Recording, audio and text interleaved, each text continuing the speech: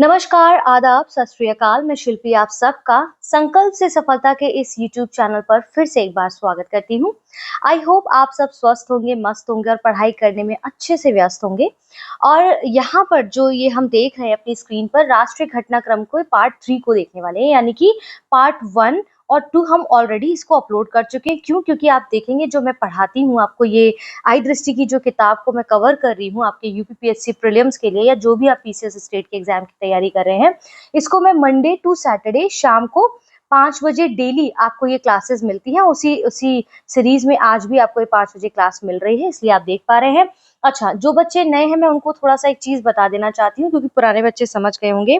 यहाँ पर क्या है बच्चों की, मैंने कल कहा था कि मेरी तबीयत ठीक नहीं, जिसकी वजह से मैं खड़े होकर कंटिन्यू क्लास नहीं ले पा रही हूँ। लेकिन इसका ये मतलब नहीं है कि मैं आपको क्लासेस नहीं दूंगी। तो क्लासेस देने का एक दूसरा तरीका ये भी हो सकता है कि मैं यहाँ पर इस प्रकार से आपको, मतलब बोर्ड पर ना आके आपको इस प्रकार से पेन टैब से पढ़ाकर आप तक ये क्लास पहुंचाऊं। क्योंकि क्या माध्यम है पढ़ाने का वो डजंट मैटर, सही समय पे सही चीज पहुंचेगी तभी उसका आउटपुट निकल के आएगा। तो मेरी इतनी रिक्वेस्ट है कि प्लीज आप इस वीडियो को देखिएगा और मैं उन बच्चों को दिखा देती हूँ कि मेरा पढ़ाने का पैटर्न क्या रहता है, मैं किस प्रकार से पढ़ाती हूँ। ठीक है, जैसा कि आप देख रहे हैं ये संकल्प से सफलता मेरा यूट्यूब चैनल है। और इसमें मैंने जो है कल आप देखेंगे कि लेटेस्ट वीडियोस की अगर मैं बात करूं तो मैंने आज सुबह ही, जो सुबह 10 बजे सीरीज आती है जिसमें मैं करंट अफेयर्स बेस्ड एमसीक्यूज पढ़ा रही हूँ आपको, तो करंट अफेयर्स बेस्ड एमसीक्यूज को मैंने पढ़ाया है। इसके बाद कल जो लेक्चर 2 आपका आ गया था, यहाँ पर लेक्चर 2 और पार्ट 2 हमने घटना चक्र का घटना क्रम में पढ़ा था, इसका आपका दृष्टि का, ठीक है, आई दृष्टि का। तो आप ये देखिए, यहाँ पर एक चीज मैं आपको दिखा देती हूँ। देखिए ये वाला जो वीडियो है ना, ये मैंने डिजिटल बोर्ड पे ही पढ़ाया है। ठीक है, बोर्ड पे ही पढ़ाया है, तो मैं इस देखते हैं कि प्रकार ये से ही पढ़ाती हूँ आपको। और जाके आप देखिएगा वो आर्टिकल लेक्चर तो समझ पाएंगे, 324 के बहुत बेहतरीन अंतर्गत तरीके से मैंने निर्वाचन आयोग के पढ़ाया है, चुनाव तो का उसको आप पूरी देख बात सकते हैं। करता है। नीचे यहाँ है बढ़ा कौन दीजिए। कौन से विषय इन ठीक सूचियों है, में इस है। प्रकार संघ से मैं सूची पर आज जो आपको निर्णय है वो पढ़ाती हूँ आपका डिजिटल बोर्ड केंद्र पर। इस सरकार प्रकार से मैं लेती है। पढ़ा भी रही हूँ, लेकिन आज मैं आपको ऑडियो ठीक है, फॉर्म में पढ़ाऊंगी। याद तो चलिए रहेगा। आज उसी ऑडियो याद फॉर्म में हम यहाँ पर शुरू करते हैं आज का अपना लेक्चर। ठीक है, तो लेक्चर नंबर 3 है और ये पार्ट 3 है घटनाक्रम का। इसी सीरीज में हम इसको आगे बढ़ाते हैं, पढ़ते हैं। और इसके साथ साथ आप जो सुबह पीवाईक्यूज एमसीक्यूज सॉरी जो लगा रहे हैं वो करते रहिए, क्योंकि वो आई दृष्टि बेस्ड पर ही एमसीक्यूज मैंने क्रिएट किए हैं। तो सुबह 10 बजे मंडे टू सैटरडे, शाम को 5 बजे आई दृष्टि की बुक का ये पार्ट आ जाएंगे, लेक्चर्स आ जाएंगे। जैसे आज लेक्चर 3 आया है, वैसे ही रात को 8 बजे मैं लाइव आती हूँ, जिसमें मैं करंट अफेयर्स, चाहे वो द हिंदू हो, इंडियन एक्सप्रेस हो, या गवर्नमेंट की कोई भी साइट हो, उसको आपके यूपीएससी के सिलेबस के साथ कनेक्ट करके मैं पढ़ाती हूँ। तो एक बार जरूर ट्राई करिए, क्योंकि वो बहुत इंपॉर्टेंट और बहुत डिफरेंट तरीके से आपको वो पैटर्न मिलेगा। I am 100% sure. तो एक बार आके रात को लाइव मंडे टू फ्राइडे जरूर आइए। चलिए शुरू करते हैं आज के अपने टॉपिक। देखिए कल हमने कहाँ तक पढ़ लिया था। जो बच्चों के पास नई बुक है, मैं अपनी बुक में भी खोल लेती हूँ।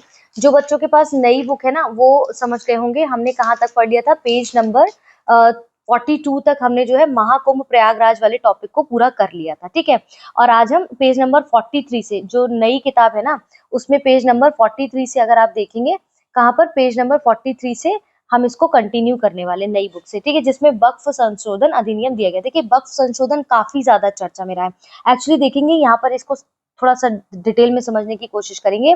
तो एक बार वक्फ घोषित हो जाने पर संपत्ति हमेशा के लिए परोपकारी उद्देश्यों के लिए सुरक्षित हो जाती है। ये तो करंट अफेयर्स बेस्ड यहाँ पर बात की जा रही है। अब हम देखते हैं स्वतंत्रता के बाद का जो समय था, उस समय पे क्या अधिनियम पारित हुए थे। जैसे 1954 में पहला वक्फ अधिनियम पारित हुआ, फिर 1959 में, 64 में, फिर 69 में इसको संशोधित किया गया। ठीक है, इसके बाद 1984 में एक समिति वक्फ संशोधन अधिनियम पारित किया गया। वहीं 1995 में एक व्यापक वक्फ अधिनियम पारित किया गया। फिर 2013 में हम देखेंगे, 2013 में इस अधिनियम में एक संशोधन पारित किया गया था। ठीक है, एक संशोधन इसमें पारित किया गया था।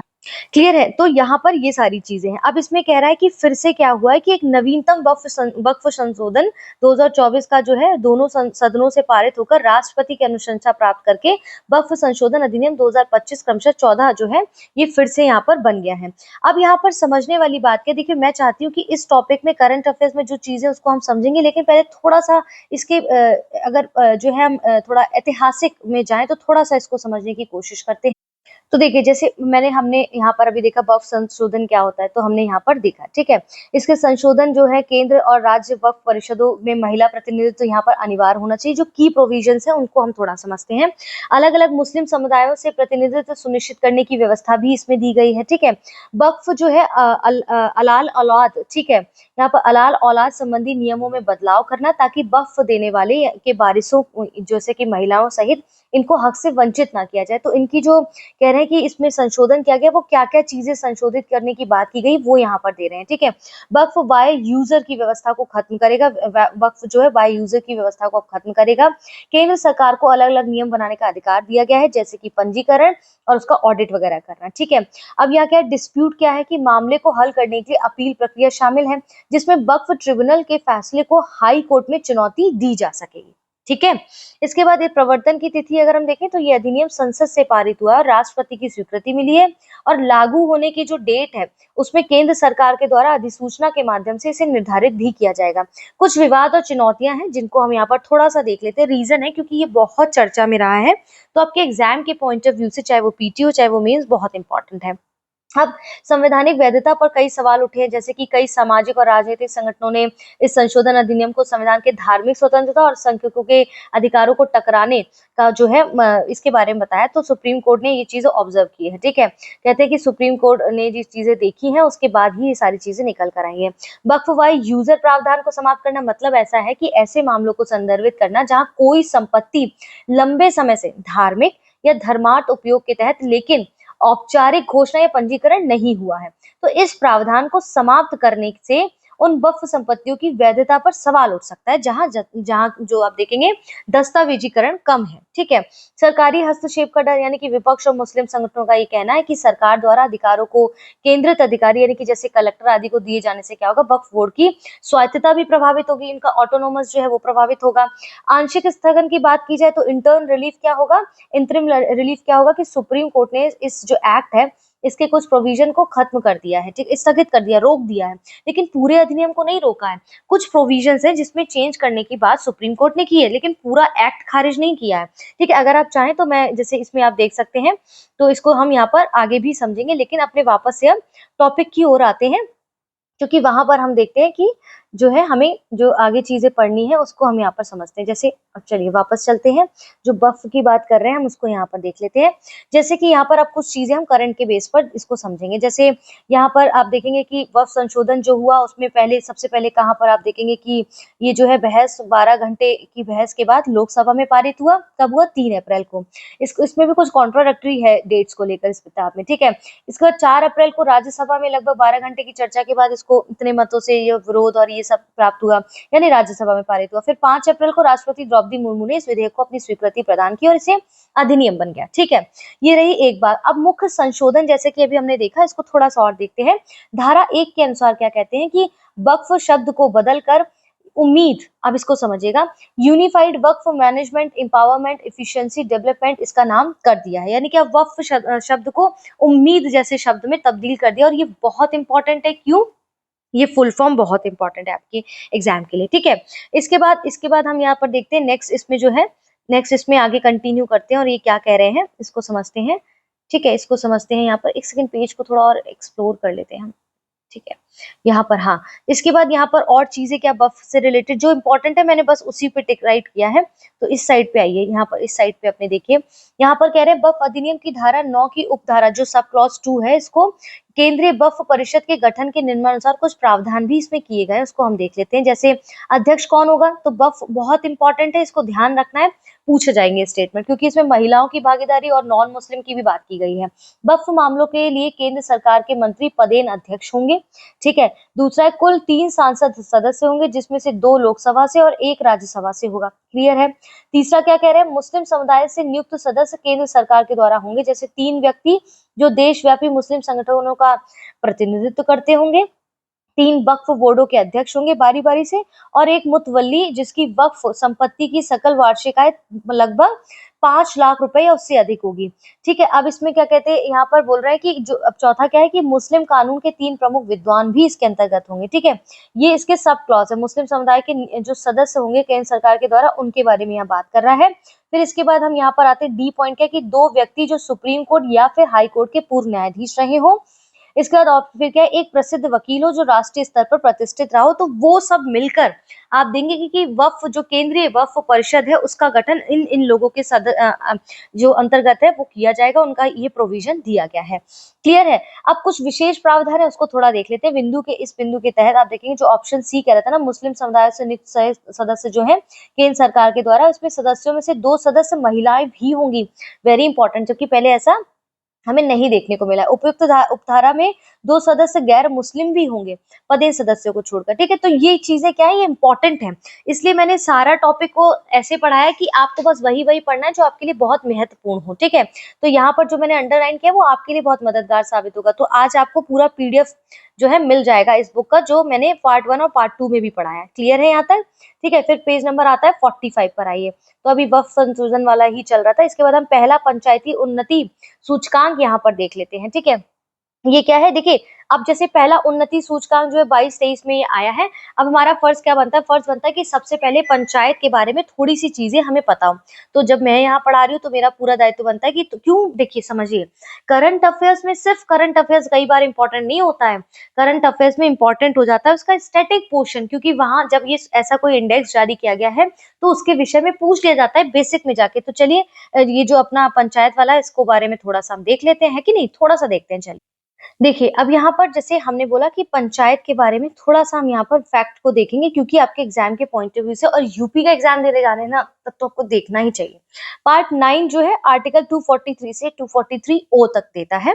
तो उसकी कुछ देखिए, अब यहाँ पर हर एक चीज तो नहीं बता सकती, लेकिन आपको राह दिखा सकती हूँ कि आपको क्या-क्या करना है। तो 243 से लेके 243 ओ तक जितने भी इसमें जो है आर्टिकल्स आपके दिए गए, उनको अच्छे से गो थ्रू हो जाइए। एक प्रश्न आपको पंचायत से मिलेगा ही मिलेगा। That's my problem. 85 से 95% आपको ये प्रश्न मिलेगा पंचायत से। ठीक है, तो ये सारी चीजों को देख लेना है आपको। ठीक है, इसका पंचायत राज को जो संवैधानिक दर्जा मिला है वो 73वें संशोधन अधिनियम 1992 के थ्रू। ठीक है, लागू होने की तिथि आपकी 24 अप्रैल 1993 थी। भाग 9 में 243 से 243 हो, ये पूछे गए प्रश्न हैं। ना यकीन हो तो घटना चक्र का आप पीवाईक्यू उठा के देख लीजिए, अगर एक भी प्रश्न इसमें से ना पूछा गया हो। 11वीं अनुसूची में 29 विषय आते हैं। ठीक है, महिलाओं के लिए पंचायत में कितना आरक्षण है, 1/3 सीटें, यानी कि 33% आरक्षण है, जबकि कुछ राज्यों में 50% भी है। पंचायतों का कार्यकाल 5 वर्ष का होता है। चुनाव कौन कराता है, राज्य चुनाव आयोग कराता है। तो ठीक है, ये क्या है, बेसिक चीज हमने यहाँ पर देख ली। तो हमारा कुछ घटा तो नहीं, इवन हमें एक नई चीज एड ऑन करने को मिली है ना। तो यही चीजें हमें समझनी। तो चलिए अब हम इसको आगे बढ़ते हैं। अब मेन अपना जो सूचकांक है इसमें आते हैं।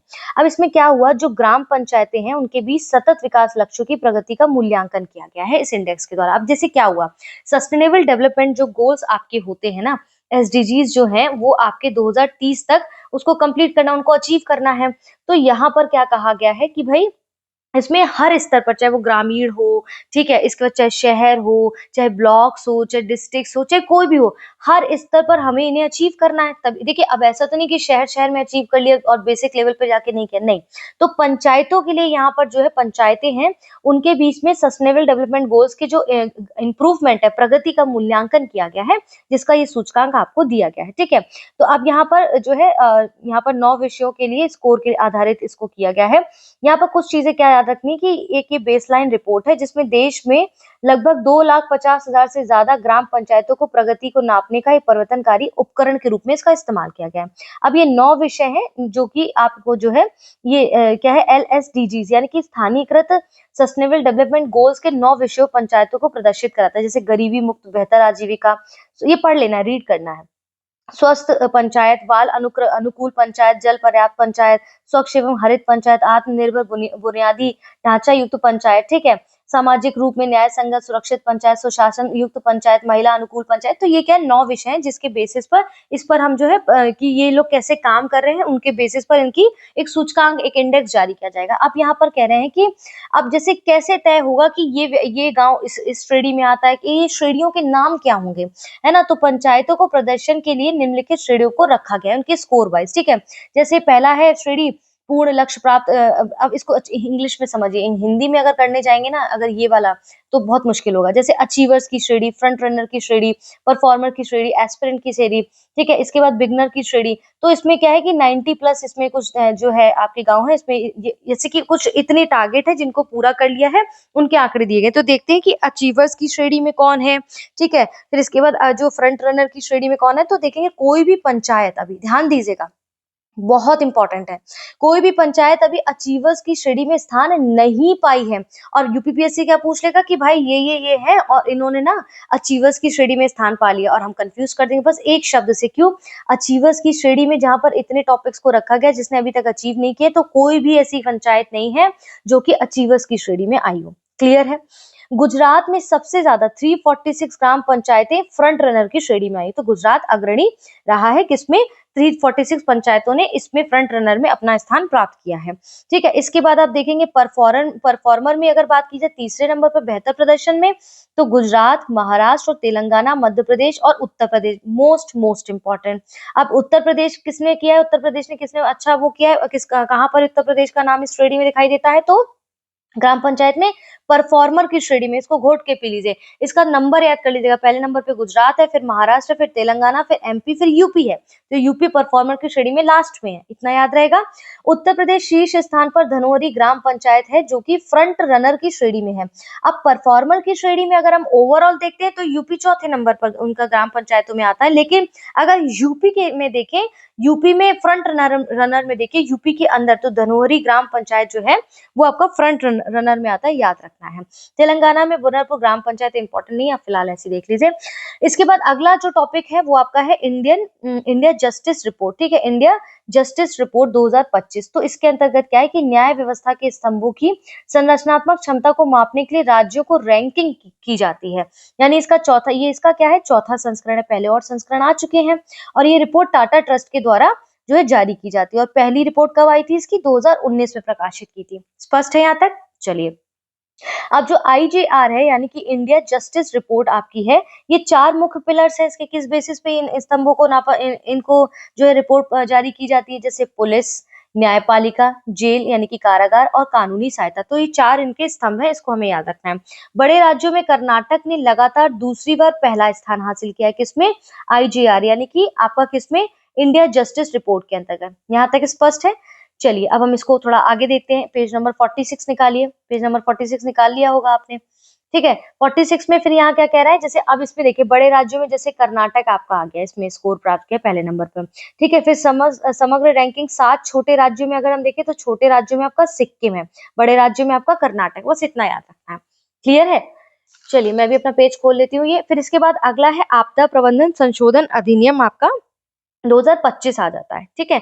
तो आपदा प्रबंधन अधिनियम आपका कब आया था, 2005 में आया था। भारत में जो डिजास्टर मैनेजमेंट है उसके लिए संस्थागत ढांचा यहाँ पर प्रदान किया गया था, ठीक है। जैसे 20 वर्ष बाद बदलते समय में हमने देखा जैसे बढ़ता जलवायु जोखिम, महामारी का अनुभव जैसे कोविड-19 में रहा है, इन सबको ध्यान में रखते हुए वर्ष 2025 में इसके व्यापक संशोधन किए गए, बहुत सारे चेंजेस किए गए। 2005 से अगर चेंजेस नहीं किए गए तो ध्यान देने की आवश्यकता है। तो 2025 को राष्ट्रपति की अनुमति के उपरांत ये अधिनियम 9 अप्रैल 2025 को प्रभाव में आया।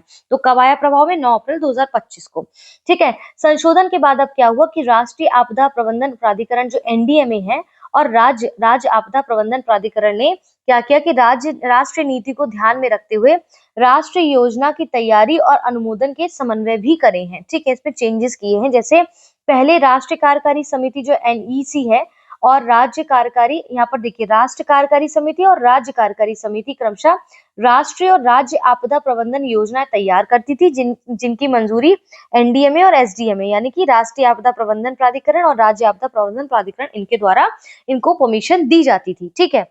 अब क्या हुआ संशोधन के अनुसार, बाद में माफी चाहती हूँ, संशोधन करने के बाद क्या हुआ कि एनडीए में जो है आपका, एनडीए में कौन, राष्ट्रीय आपदा प्रबंधन प्राधिकरण, ठीक है। अब केंद्र सरकार की पूर्वानुमति से अधिनियम उद्देश्यों को पूरा करने के लिए आवश्यक विनिमय यानी कि रेगुलेशन बना सकता है कौन, केंद्र सरकार। अब एनडीएमए की पूर्वानुमति से कोई किसी भी एक्ट में उनके उद्देश्यों को, इन उद्देश्यों को पूरा करने के लिए यहाँ पर कुछ रेगुलेशंस कर सकता है, ठीक है। अधिनियम की धारा 2 क्या कहती है, इसकी परिभाषा को ध्यान रखना है। इसके अंतर्गत अधिनियम 2 क्या कहता है कि आपदा प्रबंधन की परिभाषा जो एग्जैक्टली क्या कहती है अधिनियम की धारा 2, कि अब आपदा जोखिम न्यूनीकरण की, डिजास्टर रिस्क रिडक्शन को सम्मिलित किया जाएगा। पहले ये टर्म नहीं था, जो कि अब ये जो आपका आया संशोधन अधिनियम 2025, उसमें नया टर्म जुड़ा है, डिजास्टर रिस्क रिडक्शन, ठीक है। अब इसमें कहना है कि राज्य सरकारों को अधिकार दिया गया है कि वे अपने राज्य की राजधानी, जैसे यूपी का आप लखनऊ देखेंगे, नगर निगम वाले बड़े शहरों के लिए अलग शहरी आपदा प्रबंधन प्राधिकरण का गठन कर सकती है। और लेकिन दिल्ली और एनसीटी जो है और चंडीगढ़ इसमें शामिल नहीं होंगे। राज्यों की बात कर रहा है यहाँ पर, ठीक है, यूटीज की बात नहीं कर रहा है। क्लियर है? आगे बढ़ते हैं। इसमें कह रहे हैं कि ये अधिनियम मौजूदा निकायों जैसे कि राष्ट्रीय संकट प्रबंधन समिति, उच्च स्तरीय समिति को वैधानिक दर्जा भी प्रदान करता है। ये अधिनियम जो लागू होगा। यहाँ तक क्लियर है? चलिए अगला टॉपिक आज का आपका क्या हो जाएगा यहाँ पर, वो है तमिलनाडु सरकार बनाम तमिलनाडु राज्यपाल सर्वोच्च न्यायालय का निर्णय। अब इसमें इंपॉर्टेंट क्या है, देखिए इसमें इंपॉर्टेंट है कि भाई राज्यपाल की स्थिति क्या है उसके बारे में जाने। तो यहाँ पर ये टॉपिक जितना इंपॉर्टेंट है उससे बहुत बहुत ज्यादा इंपॉर्टेंट है आपके लिए राज्यपाल के विषय में जानना। तो चलिए थोड़ा सा हम बेसिक को उसको समझते हैं ताकि रिवीजन हो सके। अभी रिवीजन के पर्पज से भी तो अपन इधर आए हैं ना, तो चलिए रिवीजन के पर्पज से देखते हैं उसको। जैसे मोटा मोटा बस देखते हैं, बहुत ज्यादा नहीं। जैसे भारत के राज्यपाल संवैधानिक अगर प्रावधान देखा जाए प्रोविजन, तो भाग 6 के चैप्टर 2 में दिया गया। जैसे आर्टिकल 153 से 167 तक राज्यपाल के और राज्य की कार्यपालिका से संबंधित है। ध्यान रखना है, बस इतना ही ध्यान रखना है, ठीक है। राज्यपाल का जो पद है वो आपको देखेंगे 153 के अंतर्गत, ठीक है। फिर नियुक्ति और कार्यक्रम देखेंगे हम, अनुच्छेद, ये देखिए थोड़ा सा टाइपिंग में क्या हुआ ना, कॉपी पेस्ट किया है इसको मैंने अपने लैपटॉप से, तो हो सकता है एरर हो। 155 में क्या कहता है कि राज्यपाल की नियुक्ति भारत के राष्ट्रपति द्वारा होगी। 156 क्या कहता है, इच्छा पर पद यानी कि प्लेजर ऑफ द प्रेसिडेंट पर, ये राष्ट्रपति के पद पर इच्छा पर बने रहता है, ठीक है।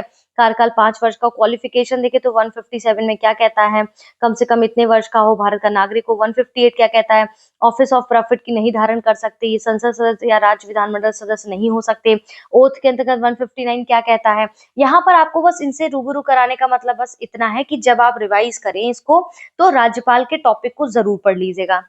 इनकी कार्यपालिका शक्तियां देख लेना है, विधायी शक्ति किस आर्टिकल के अंतर्गत आती है वो देख लेना, इनकी न्यायिक शक्तियां देख लेना, आपातकालीन शक्तियां, विशेष प्रावधान कुछ दिए गए हैं जैसे आर्टिकल 200 और 201 और आर्टिकल 142 के अंतर्गत भी हम अभी अपने करंट अफेयर्स की सीरीज में देखेंगे, ठीक है। तो कहने का मतलब है ये आपको रूबरू इसलिए करा रही हूँ कि भाई इसको मिस मत करना है, इसको पढ़ना ही पढ़ना है, ठीक है। इसको पढ़ना ही पढ़ना है, आप इसको छोड़ दें कि नहीं चलो इग्नोर मार देते, ऐसा मत करिएगा, ठीक है।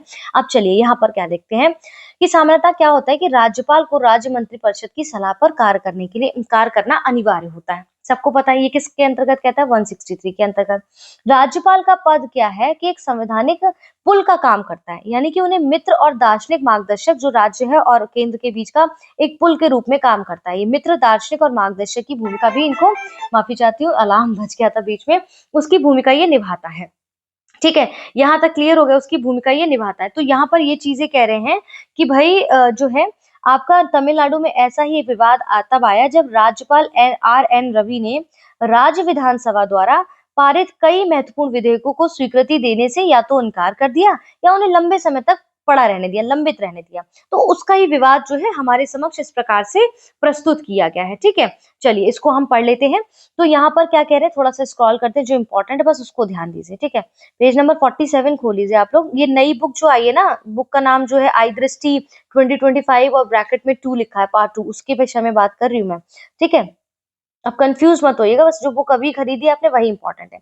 चलो अब यहाँ सर्वोच्च न्यायालय का इस विषय में निर्णय क्या आया है, कह रहे हैं कि क्या राज्यपाल, अब सर्वोच्च न्यायालय सुप्रीम कोर्ट कह रहा है कि, कह रहे हैं कि क्या राज्यपाल को बिना कोई कदम उठाए विधेयकों को, ठीक है, विधेयकों को जो है क्या राज्यपाल को बिना कोई कदम उठाए विधेयकों को अनिश्चित काल तक रोकने का पॉकेट वीटो का ये अधिकार है?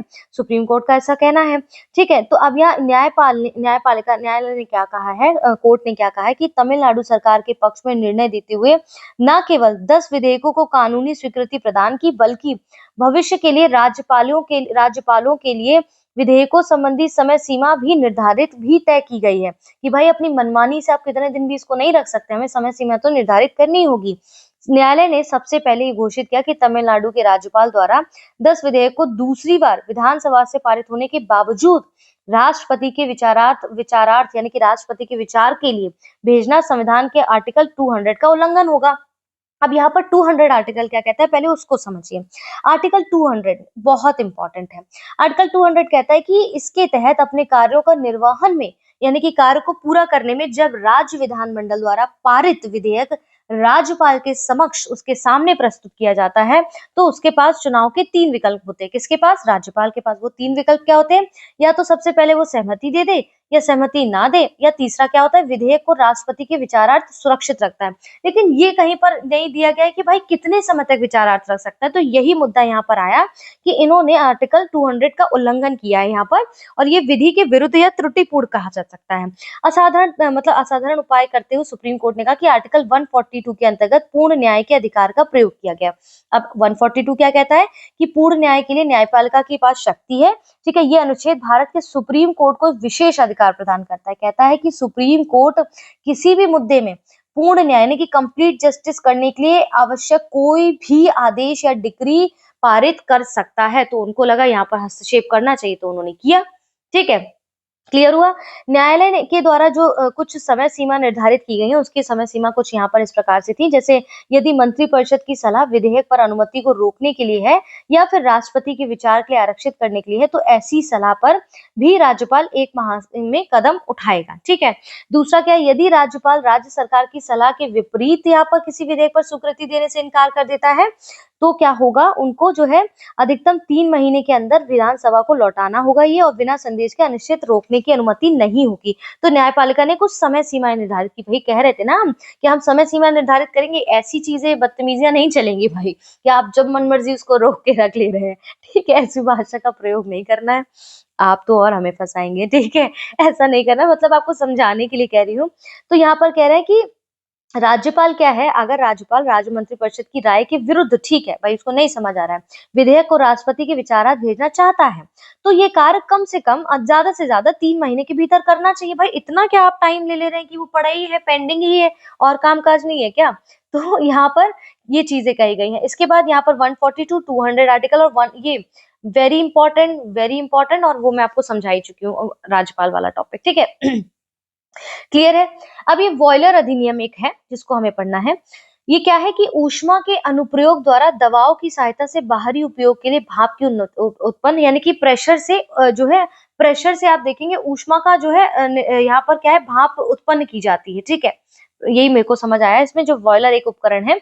अब यहाँ पर कह रहे हैं, इसको छोटा सा समझना है कि ये जो बॉयलर क्या है, संविधान की समवर्ती सूची में आता है। अब यहाँ पर क्या समझना है, जैसे आपका कौन कौन सी 3 सूचियां हैं, जैसे मेन तो यही है ना, संघ सूची, ठीक है, समवर्ती सूची हो गया और आपकी राज्य सूची हो गया। ठीक है, अब इनके जरा हम विषय देख लेंगे। आप विषय देख लेना कि कौन से सूची में कौन से विषय पूछा गया है, प्रश्न है। संघ सूची में देखेंगे केंद्र का ही पूरा जो है पूरा डिसीजन रहता है, संघ का ही रहता है। इसका राज्य सूची में राज्य का रहता है। ठीक है, समवर्ती सूची में राज्य और संघ दोनों का जो है मिलान से इनको काम किया जाता है। और एक आता है विशिष्ट सूची, उसके अंतर्गत अगर कोई भी निर्णय लेना होता है लेकिन संघ उसमें ज्यादा हावी हो जाता है। ठीक है, तो उनके विषयों को एक बार गो थ्रू हो जाना और देख लेना कैसे क्या चीजें दी गई हैं, तो वो एग्जाम के लिए इंपॉर्टेंट है। बॉयलर अधिनियम 2025 के कुछ प्रोविजंस में, जैसे बॉयलर घटकों का निर्माण, उनकी स्थापना, उनकी परिचालन, उनका चेंजेस और मरम्मत संबंधी ये विनिमय इत्यादि यहाँ पर देखने की जरूरत है। केंद्रीय बॉयलर्स बोर्ड का गठन का भी प्रोविजंस किया गया है। ठीक है, और राज्य सरकारों को बॉयलरों के निरीक्षण प्रमाणन के लिए निरीक्षक नियुक्त करने का अधिकार भी दिया गया, और निजी व्यक्तियों को बॉयलर के निरीक्षण प्रमाणन के लिए मान्यता का प्रावधान भी इसके अंतर्गत दिया गया है। ठीक है, जो इंपॉर्टेंट बस उसको देखिए, जबरदस्ती का उसमें टेंशन लेने की आवश्यकता नहीं है जीवन में। ठीक है, अब अलग अलग अपराधों और दंडों का प्रावधान भी किया गया, यानी कि 2 वर्ष तक के कारावास और 1 लाख रुपए तक का जो है जुर्माना, इसकी बात की गई है। ठीक है, इसी बॉयलर अधिनियम के अंतर्गत। यहाँ पर बस इतना ही है, नॉट वेरी मच इम्पोर्टेंट। अभी यहाँ पर क्या है, भारत के सामाजिक सुरक्षा डाटा पूलिंग अभ्यास का प्रथम चरण यहाँ पर पूरा हो गया है। अब यहाँ पर क्या है, देखिए यहाँ पर क्या है, इसको हमें समझना है। अंतरराष्ट्रीय यहाँ पर देखिए क्या हुआ है कि जो भारत, यहाँ पर देखिए जो अंतरराष्ट्रीय श्रम संगठन है ना, इंटरनेशनल लेबर ऑर्गेनाइजेशन ने क्या किया, एक आंकड़ा प्रस्तुत किया। उसमें उसने कहा है इस वर्ष जो 2024 में कहा है कि यहाँ पर 48.8% जो हो गया। विश्व सामाजिक सुरक्षा रिपोर्ट 2024-25 का एक रिपोर्ट निकाली है, जिसमें उसने कहा है कि भारत का जो सोशल सिक्योरिटी कवरेज है ना, वो 2024 में 48.8% हो गया। ऐसा किसका मानना है, अंतरराष्ट्रीय श्रम संगठन का। लेकिन इसका मतलब समझिए, जो सामाजिक सुरक्षा से संबंधित जो योजनाएं हैं, उन पर उसमें कैसे काम किया है लोगों के लिए, या गवर्नमेंट ने क्या क्या नई नई चीजों को लॉन्च किया जिससे लोगों को फायदा हुआ है सोशल सिक्योरिटी बेस्ड पर। तो इसमें इंटरनेशनल श्रम संगठन ने कहा है कि भाई उसका जो स्कोर है ये विश्व सामाजिक सुरक्षा रिपोर्ट के अनुसार इतना परसेंट हो गया है, अगर हम 2021 की तुलना में देखें। लेकिन अब गवर्नमेंट का क्या कहना है, भारत सरकार का क्या कहना है कि नहीं नहीं, आप जो ये आंकड़ा दे रहे हैं वो सही नहीं है, क्योंकि हमने जो है 92 करोड़ लोगों को, लगभग 65% लोगों को जो है लाभ पहुंचाया है। अब इसी कहानी में जद्दोजहद चल रहा था आईएलओ यानी कि अंतर्राष्ट्रीय श्रम संगठन और भारत सरकार के बीच में। मतलब आईएलओ कहता है कि आपने इतने परसेंट की वृद्धि की है विश्व सामाजिक सुरक्षा रिपोर्ट के अनुसार, लेकिन आप तो, और भारत सरकार कह रहा है नहीं नहीं, आपके आंकड़े पूरा नहीं कह रहे, हमने तो इससे ज्यादा लोगों को मदद पहुंचाई है इनडायरेक्टली डायरेक्टली। अब समझिए ये क्या है, इनका उद्देश्य क्या है। ये जो रिपोर्ट है विश्व सामाजिक सुरक्षा रिपोर्ट, इसका उद्देश्य क्या है, कह रहे हैं कि भारत के कल्याण को ध्यान में रखते हुए ज्यादा से ज्यादा समग्र तस्वीर के लिए कई योजनाओं से डेटा को इकट्ठा किया गया है। ठीक है, अब श्रम एवं रोजगार मंत्रालय कहते हैं कि भारत सरकार के अनुसार लगभग 92%, 92 माफी चाहती हूँ 92 करोड़ लोग जो है, जो जनसंख्या का 65% ओवरऑल जनसंख्या, मतलब 100% जनसंख्या है तो 65% जो जनसंख्या है उसने केंद्र सरकार की योजनाओं के माध्यम से किसी न किसी रूप में सामाजिक सुरक्षा के दायरे में हो रहा है, चाहे वो नगद की सहायता में हो चाहे वस्तु की। अब नगद और वस्तु मतलब कभी कभी गवर्नमेंट हम देखेंगे कि सब्सिडी हो गया, या इस प्रकार से जो अलग अलग योजनाओं में जो पैसे आवंटन करती है, ठीक है, या फिर हम वस्तुओं का आवंटन करके जो लोगों की मदद करते हैं, कई सारी ऐसी योजना और चीजें हैं। तो उन दोनों रूपों को मिलाकर इन्होंने लगभग 100% पॉपुलेशन में 65% लोगों को ये लाभ पहुंचाया है किसी ना किसी रूप में। ठीक है, अब यहाँ पर कह रहे हैं कि आयुष्मान भारत जो है आपका, ये कब आया था, सितंबर 2018 में आया था। ठीक है, ये 2018 में, वेरी इंपॉर्टेंट है, 5 स्टार लगा लीजिए। ठीक है, अब कह रहे हैं 26 मार्च 2025 में आयुष्मान भारत प्रधानमंत्री जन आरोग्य के तहत 39.94 करोड़ आयुष्मान कार्ड जारी किए गए, यानी कि हर परिवार को 5 लाख रुपए तक का मुफ्त स्वास्थ्य कवरेज मिलेगा। वेरी वेरी इफेक्टिव स्कीम, मतलब जो सरकार द्वारा चलाई गई है, तो 2018 में शुरू की गई थी। ठीक है, इसका अप्रैल 2020 में आप देखेंगे प्रधानमंत्री गरीब कल्याण जो अन्न योजना है, वो भी कोविड-19 महामारी के कारण क्या हुआ था, जो कई सारी कठिनाइयां इकोनॉमिकली शुरू हुई थी, उनको दूर करने के लिए इसको शुरू किया गया था, ताकि कमजोर आबादी को मुफ्त खाद्यान्न प्राप्त किया जा सके। हम सबको पता है, ये तो क्या गवर्नमेंट ने गिनाया है भाई कि हमने ये चीजें की है, आप ऐसे कैसे कुछ भी आंकड़ा दे रहे हैं। ठीक है, ई श्रम पोर्टल कब देखेंगे कि इसने क्या किया, असंगठित श्रमिकों को यहाँ पर 26 अगस्त 2021 को शुरू की गई ये पहल, श्रमिकों को बढ़ी हुई सामाजिक सुरक्षा के लिए एक सार्वभौमिक खाता यानी कि यूएएन प्रदान किया गया है। अटल पेंशन योजना कब लाई गई थी, 2015, बस इतना ध्यान रखिए। और गरीब व वंचित असंगठित क्षेत्र के श्रमिकों के लिए सार्वभौमिक सामाजिक सुरक्षा प्रदान करेगा।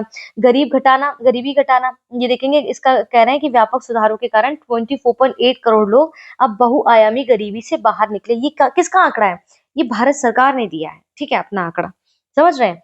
तो ये चीजें हो गई है। ठीक है, तो इतना समझ आ गया ना इसमें, चलिए समझ आना ही चाहिए, अब इसमें ना समझने जैसा कुछ है भी नहीं।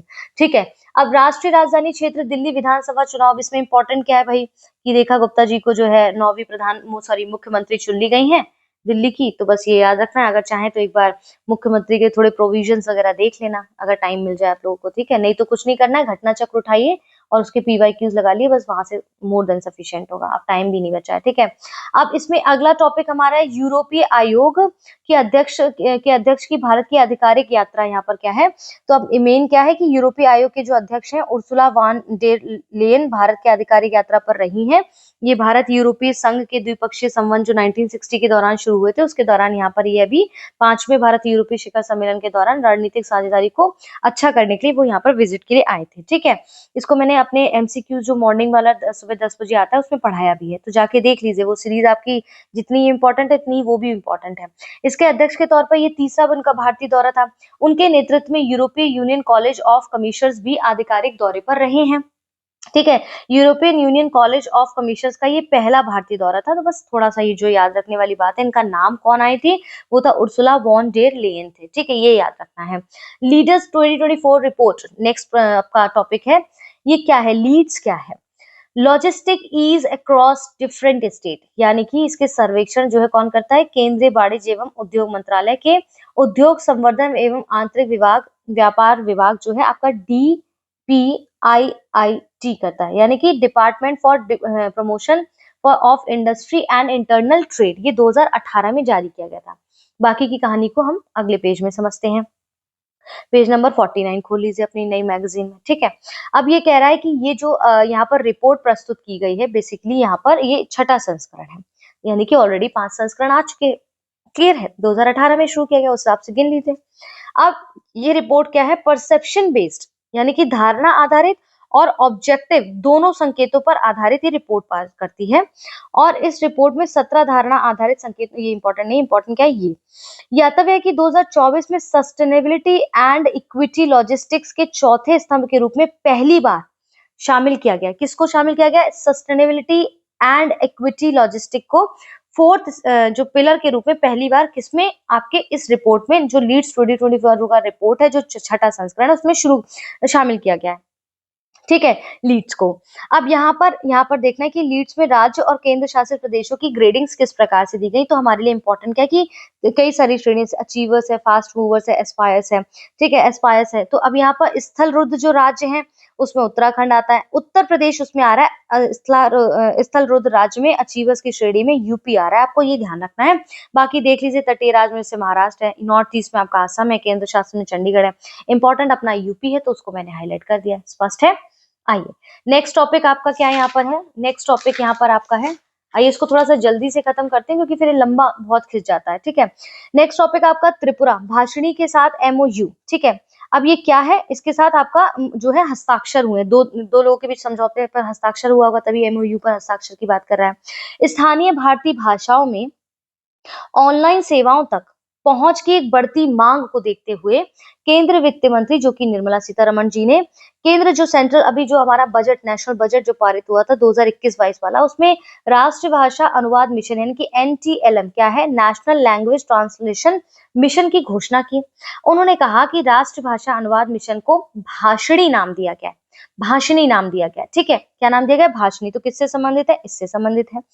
प्रधानमंत्री नरेंद्र मोदी ने भाषणी को 3 वर्ष की अवधि के लिए यानी कि 2022 को लॉन्च किया था और डिजिटल इंडिया कॉर्पोरेशन के अधीन डिजिटल इंडिया भाषणी प्रभाग की गतिविधियों को उसको प्रबंधन और संचालन ये कर रहा है। कौन कर रहा है, डिजिटल इंडिया कॉर्पोरेशन के अधीन डिजिटल इंडिया भाषणी प्रभाग को संचालन कर रहा है ये।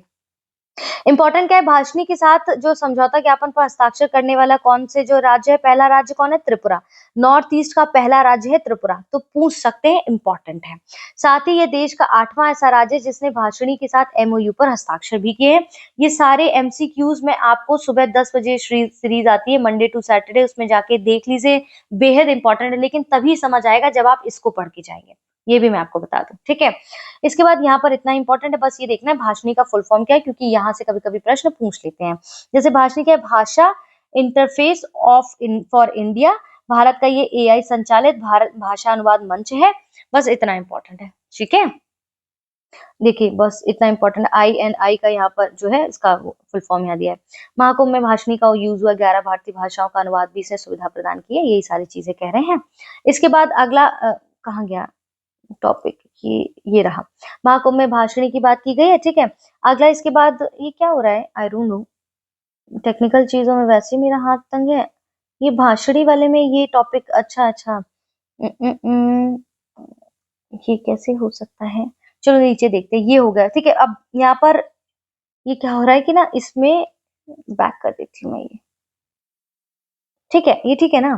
ठीक है, अब वन स्थिति रिपोर्ट 2023 की बात करते हैं यहाँ पर, जो आपके एग्जाम के लिए बहुत इंपॉर्टेंट है। अब यहाँ पर देखिए देहरादून स्थित जो आपका फॉरेस्ट सर्वे ऑफ इंडिया है, वो देहरादून में स्थित है। ये हर 2 साल पर जो है ये सर्वे करता है, ये रिपोर्ट जारी करता है। तो ये हर 2 इयर्स पर करता है, याद रखना है वरना क्वेश्चन गलत हो जाएगा, फिर आप माथा पटकेंगे और कुछ नहीं होगा। ठीक है, पहली भारतीय वन रिपोर्ट हम देखें 1987 में जारी की गई थी और इसी श्रृंखला में 8वीं भारत वन रिपोर्ट जो है 2023 में, तो यानी कि नेक्स्ट ईयर भी जब आप एग्जाम देंगे आप देखेंगे उसमें तब भी ये पूछा जाएगा, ठीक है। तो ये जारी की गई है। आईएसएफआर यानी कि आपका क्या है, Indian state of forest report. ये जो रिपोर्ट है इसके कुछ निष्कर्ष है जिसको हमें समझना है। जैसे कह रहे हैं कि देश में कुल जितना भी वनावरण है उसका 71.53 जो मिलियन है वो हेक्टेयर, 71.53 मिलियन हेक्टेयर कुल वनावरण का हमारे देश में, जो देश के कुल भौगोलिक क्षेत्र का 21 पॉइंट कितना 21.76% कवर करता है, किसका, कुल वनावरण का, भौगोलिक स्तर पर अगर हम देखें भारत में। क्लियर है, वनावरण की बात हो रही है, ठीक है। अब इसमें बात कुल वनावरण और वृक्षारोपण इंपॉर्टेंट है, फॉरेस्ट एंड ट्री कवर, इसमें कितना 25.17% कवर करता है, 25.17% कवर करता है देश का, ठीक है। इसके बाद राष्ट्रीय वन नीति जो 1988 है वो कहती है कि देश के 1/3 यानी कि 33.33% क्षेत्र में, पहाड़ी क्षेत्रों में 2/3 या फिर 66.6% से वन और वृक्षारोपण दोनों जरूरी है। तो ये इतना कवर करता है 1988 की जो राष्ट्रीय वन नीति है उसके अनुसार। अब यहाँ आते हैं, यहाँ देखते हैं कि जो नॉर्थ ईस्ट की बात है ना, नॉर्थ ईस्ट राज्यों में जो देश के कुल वनावरण में लगभग 1/4 का योगदान करते हैं, पिछले कुछ वर्षों के आकलन की तुलना में 327.3 वर्ग किलोमीटर के वनावरण में कमी दर्ज की गई है। अब ऐसा क्यों है? आप देख रहे हैं कि किस प्रकार से जो है, आप नॉर्थ ईस्ट में देखेंगे या ऊपर और एरियाज में देखेंगे कि विकास के नाम से, विकास के नाम पे वहां पर काफी सारा विकास हो रहा है, डेवलपमेंट हो रहा है, इंफ्रास्ट्रक्चर क्रिएट किया जा रहा है। नॉर्थ ईस्ट में अगर हम स्पेसिफिकली बात करें तो कुछ चीजों के, जैसे कुछ ऐसे मिनरल्स मिल जा रहा है जिनके खनन के लिए भी इन चीजों को देखा गया है, तो कटाई छटाई और ये सब देखेंगे जिसके कारण से 327.30 वर्ग किलोमीटर के वनावरण की कमी दर्ज की गई, कहां पर, नॉर्थ ईस्ट के स्टेट्स में, ठीक है। आईएसएफआर 2023 में देश में मैंग्रोव आवरण में जो मैंग्रोव कवर करता है वो उसमें 7.43 वर्ग किलोमीटर की भी कमी दर्ज की गई है। इंपॉर्टेंट है, एग्जाम में पूछा जाएगा, पूछा जा सकता है, ठीक है, वरना फिर पता चले बोले मैडम पूछा नहीं गया, आपने कैसे बोल दिया, ठीक है। अब यहाँ पर कह रहे हैं कि नॉर्थ ईस्ट के में वनावरण की बात करें तो भौगोलिक क्षेत्र का मात्र 7.98% भूभाग है जो इसको कवर करता है, जबकि इनमें से देश के कुल वनावरण का लगभग 1/4 भाग है, ठीक है। आईएसएफआर 2023 के अनुसार इन राज्यों में कुल वनावरण और वृक्षारोपण लगभग इतना, यानी कि कुल भौगोलिक क्षेत्र का 66.52% है। अब यहाँ पर एक रिपोर्ट है जिसमें सर्वाधिक या वनावरण में मात्र बात करें, आईएसएफआर की जो रिपोर्ट है, वनावरण में सबसे वृद्धि करने वाले टॉप 5 के स्टेट कौन से, जैसे मिजोरम और गुजरात है, ठीक है, मिजोरम और गुजरात है। वनावरण में सबसे ज्यादा कमी दर्ज करने वाले अंतिम 5 राज्य कौन से हैं, वो थोड़ा सा बस देखना है, इंपॉर्टेंट नहीं है, आगे बढ़िए। क्षेत्रफल की दृष्टि से सबसे ज्यादा वनावरण वाले यानी कि फॉरेस्ट वाले 5 राज्य कौन से हैं, पहला नाम मध्य प्रदेश है, उसको बस याद रखना है। इसके बाद सर्वाधिक वनावरण प्रतिशतता, परसेंटेज वाइज 5 स्टेट कौन कौन से, वो देख सकते हैं, रीड कर लेना है। क्षेत्रफल की दृष्टि से सबसे ज्यादा वृक्षारोपण, वृक्षावरण करने वाले 3 राज्य। अब यहाँ क्या कह रहा है कि क्षेत्रफल की दृष्टि से सबसे ज्यादा वृक्षावरण यानी कि ट्रीज लगाने वाले जो राज्य है वो 3 राज्य कौन से, जिसमें से यूपी आता है 3rd नंबर पे, हमारे लिए बेहद इंपॉर्टेंट हो जाता है, ठीक है। इसके बाद कुल वृक्षावरण और वनावरण के क्षेत्र की दृष्टि से सबसे ज्यादा क्षेत्रफल वाले 3 राज्य कौन से हैं, वो यहाँ पर दिए गए हैं। अब सबसे ज्यादा वनावरण और वृक्षारोपण प्रतिशतता वाले ये भी है, इंपॉर्टेंट क्या है वो मैं बता चुकी हूँ, इससे ज्यादा पढ़ने की जरूरत नहीं है, ठीक है। अब इसके बाद यूपी, हाँ भाई रह गया, ये यूपी रह गया आपका।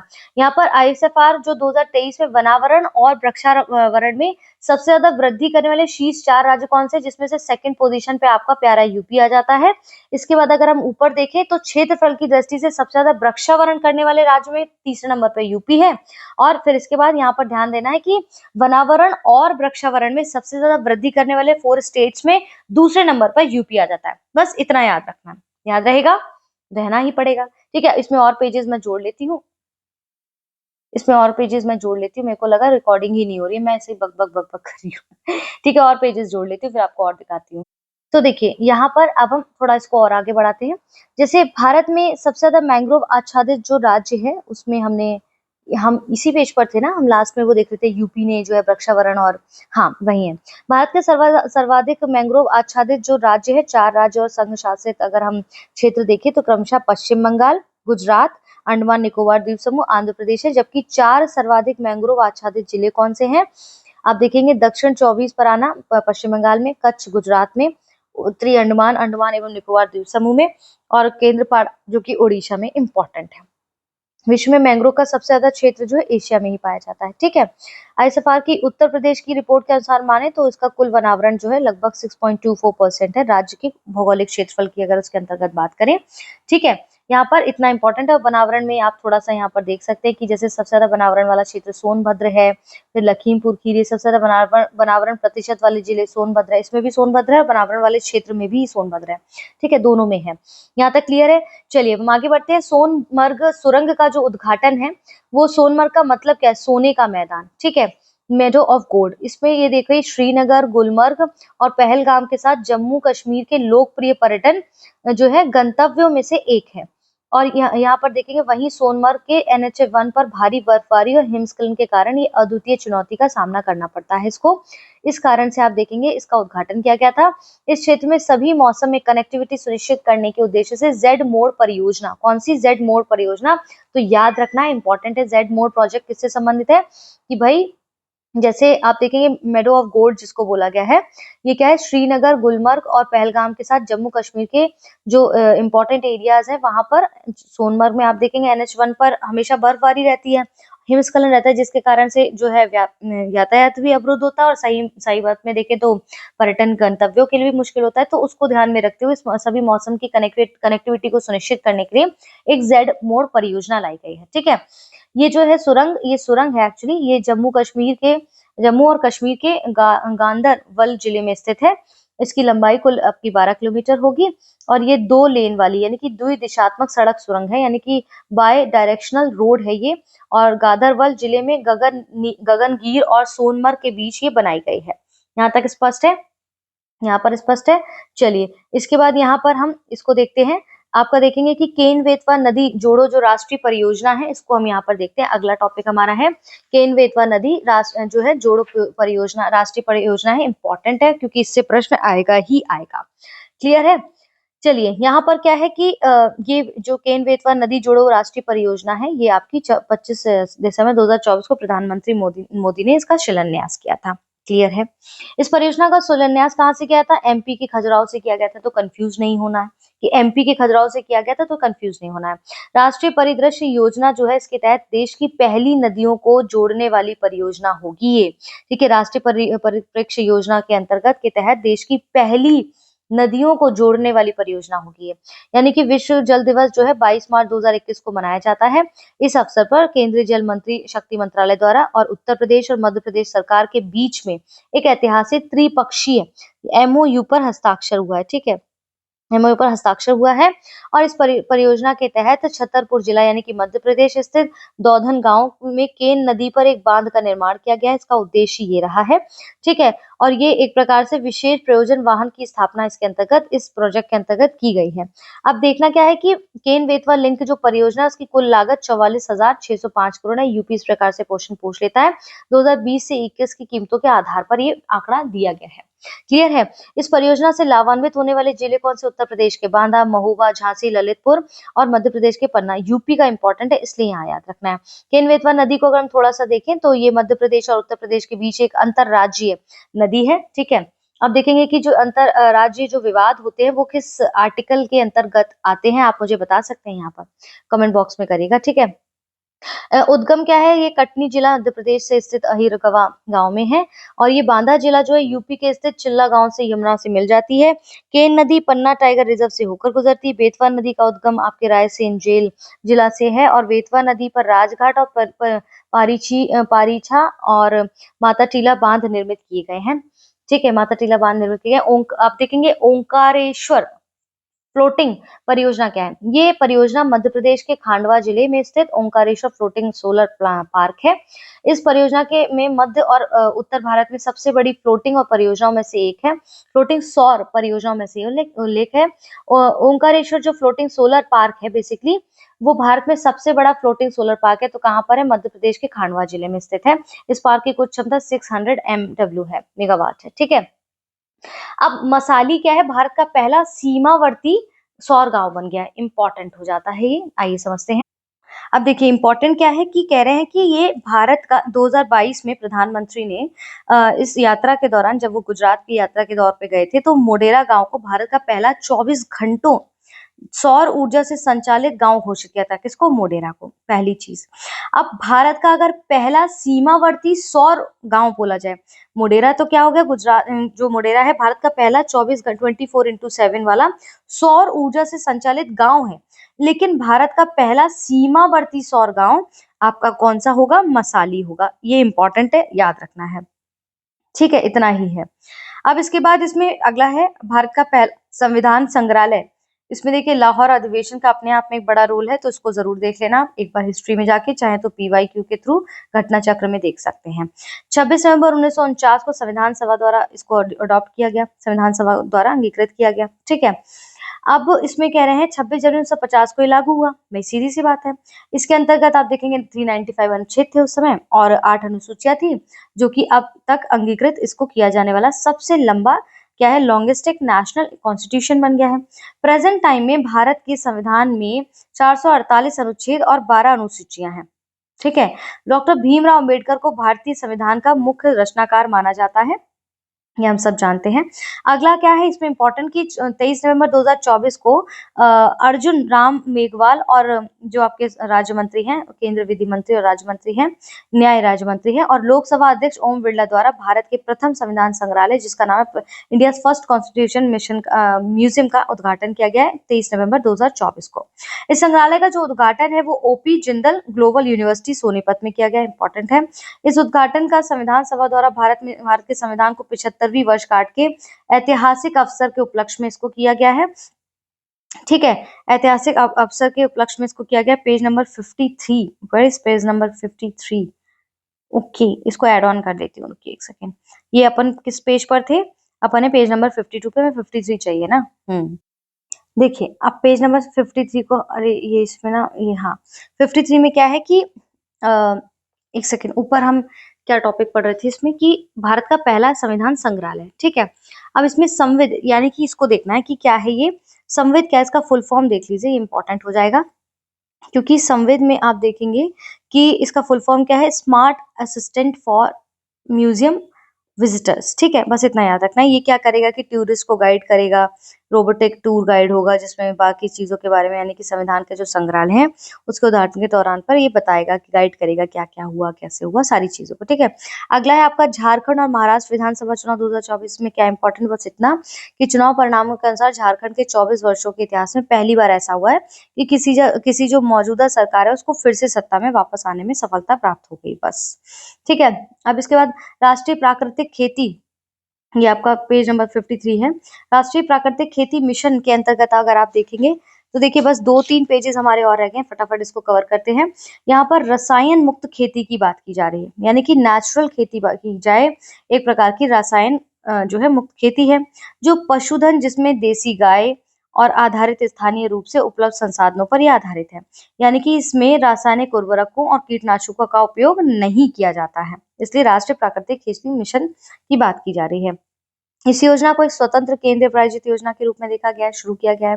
ये योजना केंद्र कृषि एवं किसान कल्याण मंत्रालय के अंतर्गत आरंभ की गई है। इंपॉर्टेंट है, देखते जाइए। यहाँ पर टोटल आउटले क्या हुआ है इस योजना के तहत? 2,481 करोड़ रुपए निर्धारित किए गए थे, जो 15वें वित्त आयोग की अवधि 25-26 तक होगा। अगले 2 सालों में इस मिशन को प्राकृतिक खेती को अपनाने के इच्छुक ग्राम पंचायतों के 15,000 समूह में लागू किया जाएगा। उद्देश्य क्या है कि देश के 1 करोड़ किसानों तक इसको पहुंचाना, 7.5 लाख हेक्टेयर क्षेत्र में प्राकृतिक खेती की शुरुआत करना। ठीक है। साथ ही आवश्यकता आधारित 10,000 जैव इनपुट संसाधन केंद्र भी स्थापित किए जाएंगे। ठीक है। इस मिशन के तहत लगभग 2,000 प्राकृतिक खेती मॉडल प्रदर्शन फॉर्म स्थापित किए जा रहे हैं। ठीक है। ये चीजें हैं।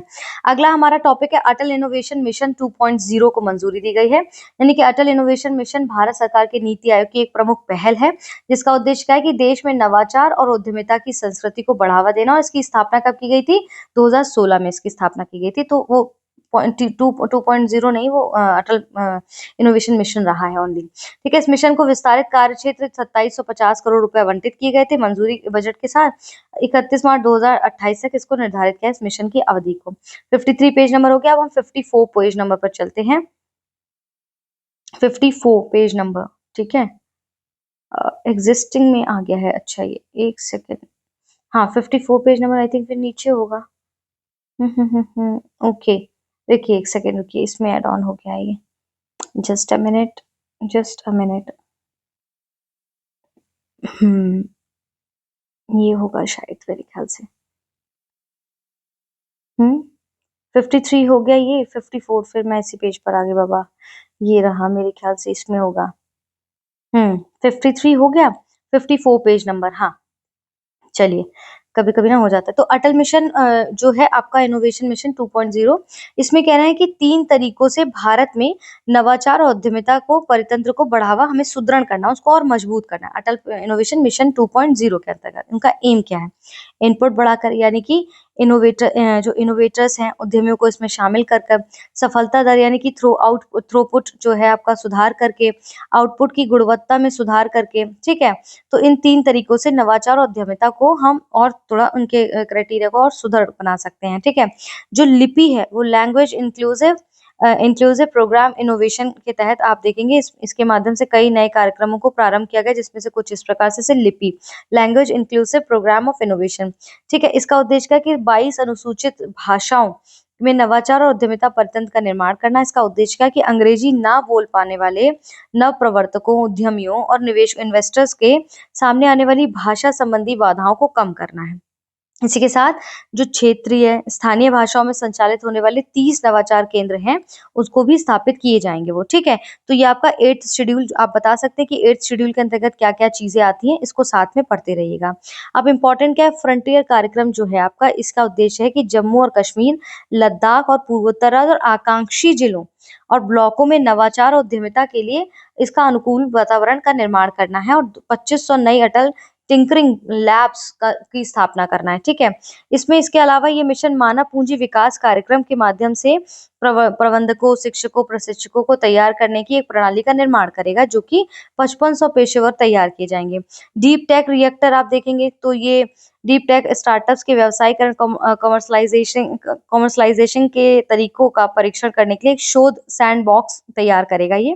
बेसिकली बस इतना जरूरी है इसमें, बाकी नॉट वेरी मच इम्पोर्टेंट। और आगे का इसमें क्या है, विद्या लक्ष्मी जो पीएम योजना, विद्या लक्ष्मी योजना है, इसमें क्या होगा कि किसी भी छात्र को, छात्रा नहीं, किसी भी छात्र को केवल निर्धनता के कारण जो हायर एजुकेशन प्राप्त करने के अवसर से वंचित रह जाते हैं, अपने उद्देश्य को पूरा करने के लिए केंद्र शिक्षा मंत्रालय के अंतर्गत एक उच्चतर शिक्षा विभाग, यानी कि इसमें क्या है, DHE, ठीक है, हायर एजुकेशन जो डिपार्टमेंट है, उसने आर्थिक रूप से कमजोर बच्चों को उनकी हायर एजुकेशन को जारी रखने के लिए वित्तीय सहायता प्रदान करने के लिए कुछ योजनाएं शुरू की गई हैं।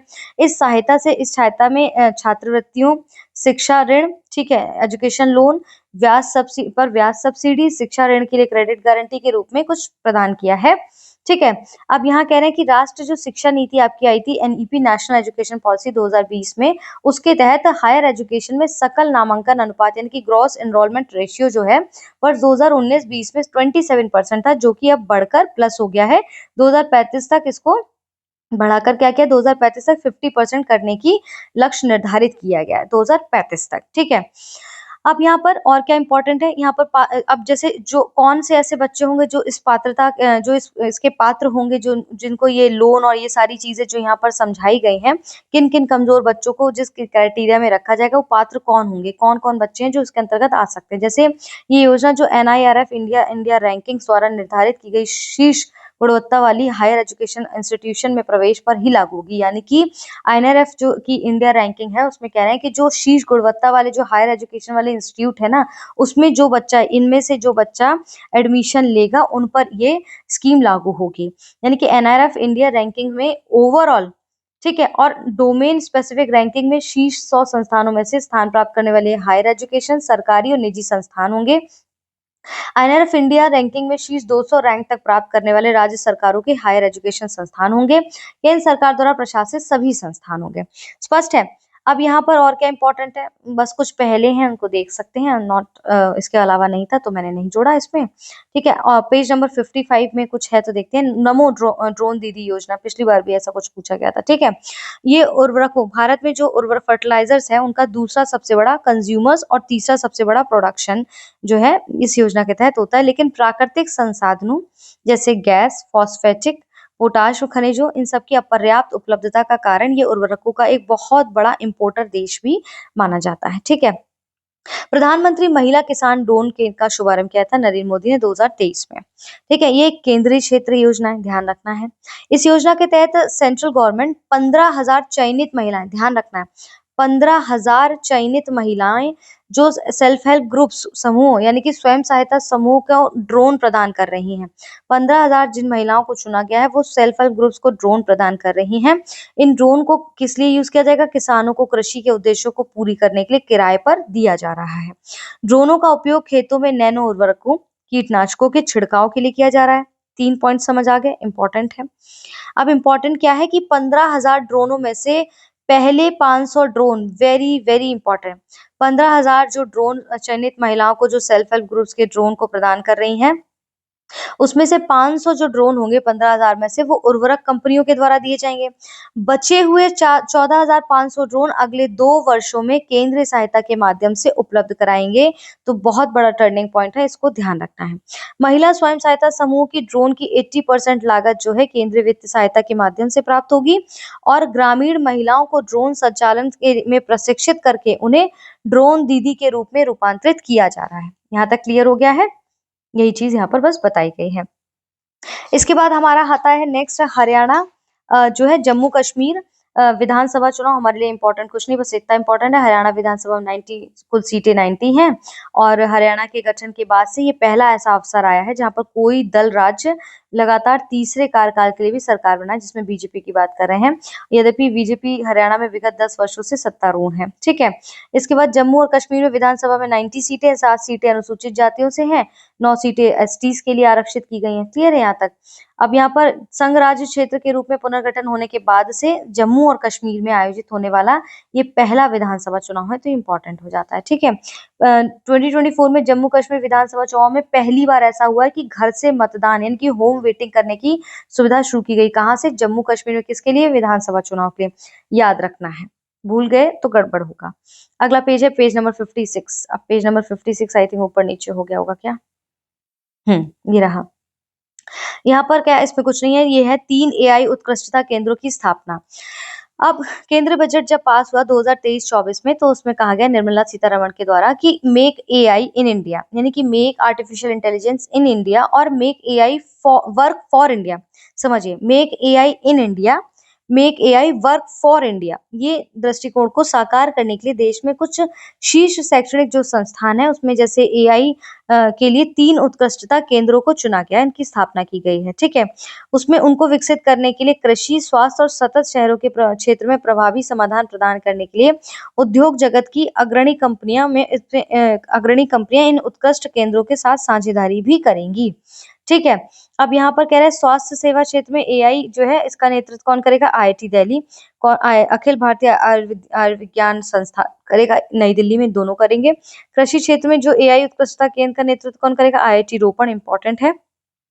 सतत शहर क्षेत्र में एआई उत्कृष्टता केंद्र का नेतृत्व कौन करेगा? आईआईटी कानपुर करेगा। अगर वित्त वर्ष 2023-24 में से वर्ष 2023-27 और 28 के बीच में देखें तो 990 करोड़ रुपए के कुल वित्तीय परिव्यय के साथ 3 एआई उत्कृष्टता केंद्रों की स्थापना को मंजूरी दी गई है। स्पष्ट है। भारत का प्रथम व्यवसायिक एआई डाटा बैंक जो है जितेंद्र सिंह ने भारत के पहले व्यवसायिक एआई डाटा बैंक को यानी कि India first practical AI data bank की शुरुआत की है। क्लियर हो गया है? ठीक है। अब यहाँ पर राष्ट्रीय समुद्री विरासत जो परिसर है इसको समझते हैं थोड़ा सा। ये जो आपका जिसको हम बोलते हैं लोथल, क्या है? मृतकों का टीला कहा जाता है बेसिकली। गुजरात में अहमदाबाद के निकट लोथल में एक राष्ट्रीय समुद्री विरासत परिसर की विकास की कल्पना की गई है। ठीक है। ये योजना क्या, कौन सी योजना? कौन सी योजना? राष्ट्रीय समुद्री विरासत परिषद जो है 2 चरणों में पूरी की जाएगी। ये परियोजना के अंतर्गत चरण 1A, 1B को ईपीसी यानी कि engineering procurement and construction model में विकसित किया जा रहा है। चरण A1 1A क्या कह रहा है? इस गैलरी में आईएनएस निशांत सी, हैरियर युद्धक विमान और 3H हेलीकॉप्टर सहित इस प्रकार से इनको कलाकृतियों को प्रदर्शित किया जाएगा। और चरण 1B क्या कह रहा है? इस चरण में एक लाइट हाउस संग्रहालय का निर्माण किया जाएगा और जो विश्व का सबसे ऊंचा लाइट हाउस होगा। चरण 2 क्या कह रहा है? कुछ खास नहीं है इसमें। ठीक है, 56 के बाद पेज नंबर क्या आएगा? 57। ठीक है, 57 में देखिए NFNMHC के कार्यान्वयन की निगरानी के लिए भारतीय पत्तन संघ भारतीय ओहो हाँ, भारतीय पत्तन संघ जो है को नोडल एजेंसी के रूप में नियुक्त किया गया है। ठीक है, नोडल एजेंसी के रूप में नियुक्त किया गया है। ठीक है, भारतीय कौशल संस्थान मुंबई का उद्घाटन नेक्स्ट है आपका। भारतीय कौशल मुंबई संस्थान की बात कर रहे हैं। ठीक है। इसका जो उद्घाटन है मुंबई में किया गया, किसका? भारतीय कौशल संस्थान का। ये भारत को विश्व की कौशल राजधानी के रूप में स्थापित किया गया। इस परिकल्पना के तहत प्रधानमंत्री मोदी ने कहा है कि इसकी अध्यक्षता केंद्रीय मंत्रिमंडल ने देश के 3 स्थानों जैसे मुंबई, अहमदाबाद और कानपुर में इसकी स्थापना के प्रस्ताव को मंजूरी प्रदान की है। प्रधानमंत्री ने सिंगापुर के इंस्टीट्यूट ऑफ टेक्निकल एजुकेशन के दौरान उससे प्रेरणा लेते हुए सबसे पहले देश में भारतीय कौशल संस्थान की स्थापना पर विचार प्रस्तुत किया है। तो ये इंपॉर्टेंट है। कहाँ पर? सिंगापुर के इंस्टीट्यूट ऑफ टेक्नोलॉजी एजुकेशन के दौरान उन्होंने ये कहा था, उससे प्रेरणा लेकर। ठीक है, ये सार्वजनिक निजी साझेदारी मॉडल पर स्थापित किया जाएगा इसको। बस इतना ही। 5 भाषाओं को शास्त्रीय भाषा का दर्जा मिला हुआ है। इसको जो है आप देख सकते हैं कि जैसे 8वीं अनुसूची में 22 भाषाओं को सम्मिलित किया गया है। ठीक है, भारतीय भाषाई विविधता की अगर बात करें तो इसमें क्या है कि इन भाषाओं को शास्त्रीय भाषा का दर्जा प्रदान करने के माध्यम से सेंट्रल गवर्नमेंट ने इन भाषाओं के गहन प्राचीन इतिहास, विशाल साहित्य परंपरा और राष्ट्र की सांस्कृतिक संरचना के में उनके अमूल्य योगदान को मान्यता प्रदान की गई है। ये भाषाएं कौन कौन सी? मराठी, पाली, प्राकृत, असमिया और बांग्ला है। ठीक है, मुख्य रूप से ये संबंधित देश जैसे राज्य कौन से? महाराष्ट्र, बिहार, उत्तर प्रदेश, मध्य प्रदेश, पश्चिम बंगाल और असमिया से असम है। ठीक है, ये मराठी भाषा ये सब देख लेना आप। इसका 11 शास्त्रीय भाषाएं कौन कौन सी हैं, जिसमें से केंद्रीय मंत्रिमंडल ने 5 भाषाओं को शास्त्रीय भाषा का दर्जा के प्रस्ताव को मंजूरी दी है और 6 भारतीय भाषाओं को जैसे संस्कृत, तमिल, तेलुगु, कन्नड़, मलयालम, उड़िया को शास्त्रीय भाषाओं का दर्जा ऑलरेडी दिया जा चुका है। इस प्रकार से देश में अब शास्त्रीय भाषाओं की संख्या कितनी है? 11 हो गई है। इतना याद रखना है। शहरी शासन सूचकांक का ये दूसरा संस्करण है, जिसमें देखेंगे नीति निर्माताओं के लिए ये एक महत्वपूर्ण उपकरण के रूप में उभर कर सामने आया है। अब इसमें क्या है कि शहरी सरकारों के स्तर तक शहरी शासन सुधारों पर व्यापक चर्चाओं के लिए इसको प्रेरित किया गया है। और यहाँ पर ध्यान क्या रखना है कि जो आप देखेंगे यहाँ पर याद कर, शहरी सूचकांक शासन में शीर्ष 5 राज्य कौन से हैं? यूपी है अपना? नहीं है। ठीक है, पहला याद कर लीजिए, केरल है। शहरी शासन सूचकांक 2024 में बिहार ने 15वां स्थान प्राप्त किया था, उत्तर प्रदेश ने 16वां स्थान प्राप्त किया था। यहाँ इंपॉर्टेंट है। ठीक है, एक राष्ट्र एक चुनाव के प्रस्ताव को मंजूरी मिल गई है, यानी कि 1 नेशन 1 इलेक्शन। ठीक है, इस नाम से भी अब इसको जाना जाएगा, यानी कि लोकसभा, सभी राज्य विधानसभाओं और स्थानीय निकायों के लिए एक साथ कराए जाने वाले चुनाव को क्या कहेंगे? एक देश एक चुनाव, 1 नेशन 1 इलेक्शन। पेज नंबर 58 पर आ जाइए। पेज नंबर 58 पर आ जाइए। ये रहा आपका अंतिम पेज है ये आज का, यानी कि अब आपका इसके साथ, इस पेज के साथ पूरा राष्ट्रीय परिदृश्य आज कंप्लीट हो गया है। ठीक है, अब कल जब हम आएंगे तो अंतर्राष्ट्रीय संबंध में काफी सारे टॉपिक हैं, जिसको हम कोशिश करेंगे मैं कि इसको एक ही वीडियो में आपको दे दूं। अंतर्राष्ट्रीय जो संबंध है आपके, इंटरनेशनल रिलेशंस जो है अन्य देशों के साथ, उसको एक ही वीडियो में दे दूं, चाहे 2 घंटे का हो, लेकिन कोशिश करूंगी। ठीक है, सर्वप्रथम एसडीजी इंडिया इंडेक्स का प्रकाशन 2018 में हुआ, बहुत इंपॉर्टेंट है। ठीक है, इसका जो है डैशबोर्ड नीति आयोग की एक पहल है, ये जो इंडिया इंडेक्स है एसडीजी और डैशबोर्ड नीति की आयोग की पहल है। इसका उद्देश्य क्या है कि सस्टेनेबल डेवलपमेंट गोल्स को प्राप्त करने की दिशा में जो प्रगति के आधार पर भारतीय राज्यों केंद्र शासित प्रदेशों को रैंकिंग तैयार करना है। ठीक है, और ये चौथा संस्करण है। इस इंडेक्स को नीति आयोग के उपाध्यक्ष सुमन बेरी द्वारा लॉन्च किया गया, इंपॉर्टेंट है। अब इसका विषय क्या है 2023-24 का, कि विकसित भारत की ओर सतत प्रगति, समावेशी विकास, टुवर्ड्स विकसित Bharat, sustainable progress, inclusive growth. ठीक है, अब इसमें सबसे ज्यादा सुधार करने वाले 3 राज्य या फिर यूटीज जो 2018 से और 2023-24 के बीच में रहे, कौन कौन से? यूपी आपका पहले नंबर पर है, वेरी इंपॉर्टेंट। ठीक है, फिर जम्मू कश्मीर, उत्तराखंड। यूपी का नाम याद रखना है, ठीक है। इसके बाद इंडिया इंडेक्स में, एसडीजी इंडिया इंडेक्स 2023-24 में शीर्ष राज्य कौन से हैं? इसमें आपका यूपी है, नहीं है, आपका केरल और उत्तराखंड है, ठीक है। अब डिफरेंस क्या है कि 2018 से लेके 23-24 के बीच में जो इंडेक्स में 3 राज्य किए गए हैं, सबसे ज्यादा सुधार दर्ज करने वाले, तो यूपी आपका पहले नंबर पर है। लेकिन पूछा जाए 2023-24 में शीर्ष राज्य में, तो केरल और उत्तराखंड है। राज्यों का प्रदर्शन अगर हम देखें तो कुछ आकांक्षी होते हैं, जैसे एस्पिरेंट है, परफॉर्मर है, फ्रंट रनर है। तो आपका यूपी कहाँ किस में आता है? फ्रंट रनर में आता है। ठीक है, यूपी आपका फ्रंट रनर में आता है। और अचीवर्स में अभी तक किसी ने कोई प्राप्ति नहीं की है, तो इसको नहीं किया गया। अग्रणी में यानी कि फ्रंट रनर में आपका यूपी है, तो इसलिए यहाँ पर ये आपका इंपॉर्टेंट हो जाता है। ठीक है, वेरी मच इंपॉर्टेंट। तो क्या समझ आया?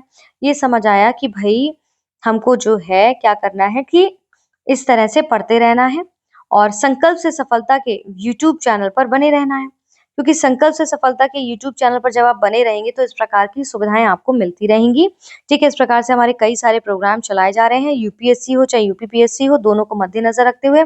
अगर आप नए हैं और आपने अब तक जो है इस चैनल को सब्सक्राइब नहीं किया है, तो प्लीज सब्सक्राइब कर लीजिए, जिसका नाम है संकल्प से सफलता। क्या नाम है? संकल्प से सफलता। टाइप करेंगे संकल्प से सफलता, मेरा फोटो आ जाएगा। और मैंने कहा कि मैं सिर्फ इस पैटर्न से नहीं बल्कि आपके डिजिटल बोर्ड पे लाइव वैसे पढ़ाती हूँ सामने से। तो अब तक चैनल को सब्सक्राइब नहीं किया तो प्लीज सब्सक्राइब कर दीजिए। बेल आइकन दबाना बिल्कुल मामूली है, टाइमली नोटिफिकेशन मिल जाएगा। मैं आपको बता दूं, सुबह 10 बजे मंडे टू सैटरडे आई दृष्टि बेस्ड पर एमसीक्यूज दिए जाते हैं, जरूर देखें। शाम को 5 बजे मंडे टू सैटरडे आपको आई दृष्टि, जो कि अभी आप ये प्रोग्राम देख रहे हैं, वो दिया जाता है। रात को 8 बजे डेली मंडे टू फ्राइडे मैं लाइव आती हूँ, जिसमें आपको द हिंदू हो चाहे द हिंदू हो, चाहे पीआईबी हो या ऑल इंडिया रेडियो हो या इंडियन एक्सप्रेस हो, मिंटो, इस प्रकार से गवर्नमेंट की जितनी साइट संभव है आपके यूपीएससी के सिलेबस के अकॉर्डिंग उसको वहां पर उसके साथ कनेक्ट करके पढ़ाया जाता है। ना केवल पढ़ाया जाता है बल्कि आपके स्टैटिक पोर्शन के साथ उसको टॉपिक को क्लियर किया जाता है। और वहीं पर आपको बताया जाता है कि यूपीएससी के सिलेबस में जीएस पेपर 1, 2, 3, 4 में वो पर्टिकुलर टॉपिक किस प्रकार से कनेक्टेड है आपके एक दूसरे टॉपिक के साथ। ठीक है, ये यहाँ पर आपको ध्यान रखना है। तो आप जब 8 बजे लाइव आएंगे ना, तो मैं आपको direct face to face live पढ़ाती हूँ। तो आज भी मैं आऊंगी, आके आइएगा। अगर आप नए हैं चैनल पर, अगर आप नए हैं और अगर अभी तक 8 बजे वाला लाइव नहीं लिया है तो जरूर लीजिए और अपने दोस्तों में इसको रिकमेंड करिए। ठीक है, चलिए मिलते हैं कल हम स्क्रीन पर, और इसी टॉपिक में हम कल अंतर्राष्ट्रीय परिदृश्य के अंतर्गत इंटरनेशनल रिलेशंस को कंटिन्यू करेंगे। ठीक है, जय हिंद, जय भारत। चलिए, ध्यान रखिए।